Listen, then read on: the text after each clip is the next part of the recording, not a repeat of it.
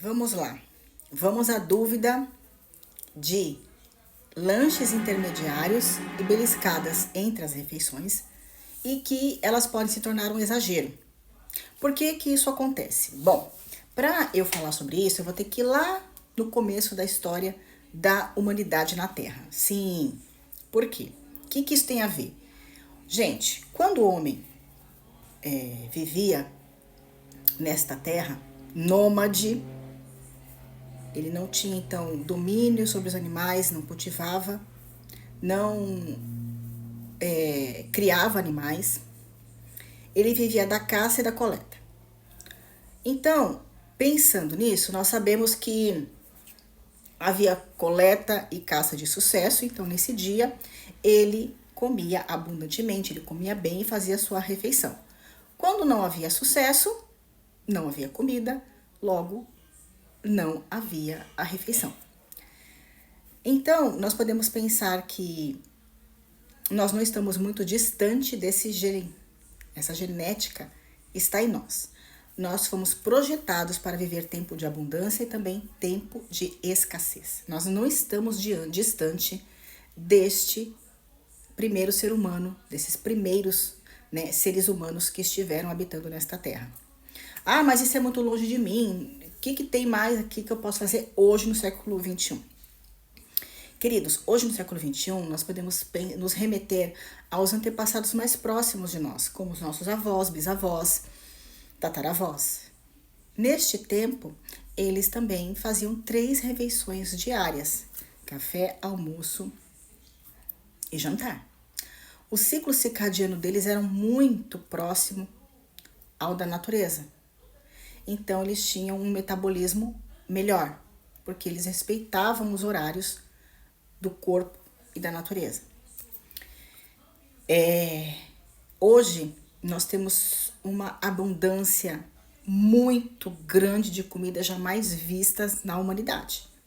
Nós temos acesso a qualquer tipo de produto alimentício, porque foi inserido na nossa mente que nós temos que comer de 3 em 3 horas, e isso é uma inverdade. Não existe embasamento científico nenhum para essa cultura de se comer de 3 em 3 horas. Ora, imagina nossos tataravós, bisavós tendo que fazer comida de 3 em 3 horas para saciar a nossa fome. Não há condição alguma de um ser humano fazer isso. Portanto, vamos criar produtos alimentícios e colocar na cabeça do ser humano que ele tem que comer de 3 em 3 horas. E aí ele come um biscoito, ele come uma bolacha, ele come um bolo, né? Os pães integrais, ele vai comer os lanchinhos, os bolinhos, os belisquetes, as tranqueirinhas que a gente vai colocar para vender, né? A torto e a direito, aí em qualquer lugar ele vai ter acesso a isso. A gente encontra isso até em farmácia, não é?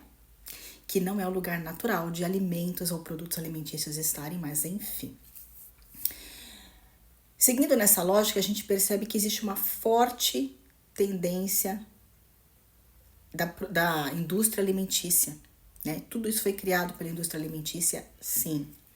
E nós fomos criados dentro dessa cultura que não tem base científica, não tem base histórica, não existe base genética humana para comer de 3 em 3 horas. Nós não sentimos fome de 3 em 3 horas. Cada ser humano sente fome em horários distintos, né? Hoje nós somos muito miscigenados. Então, por exemplo, tem pessoas que não sentem fome no café da manhã, não sentem fome.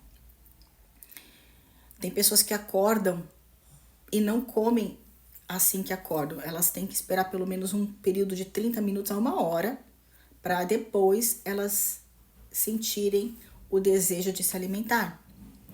Tem pessoas que gostam da refeição, da janta, do jantar. E tem pessoas que, além de gostar da refeição de jantar, elas gostam de fazer, trazer alimentos ditos do café da manhã para o jantar, né? E não tem nada de errado nisso, desde que você esteja consumindo os nutrientes necessários para o seu metabolismo. E por que você faz então esse exagero? Porque você acha que você tem que comer nas refeições intermediárias. Né? O cardápio que eu passei para vocês tem as refeições intermediárias, mas eu sempre coloquei se necessário. Se você sente fome, se você não sente, é totalmente dispensável essa refeição. O desejo de ter um alimento entre as refeições é comportamental. Você se habituou a fazer isso, com fome ou sem fome, por ansiedade, porque você quer ficar mastigando alguma coisa, aquela boquinha nervosa.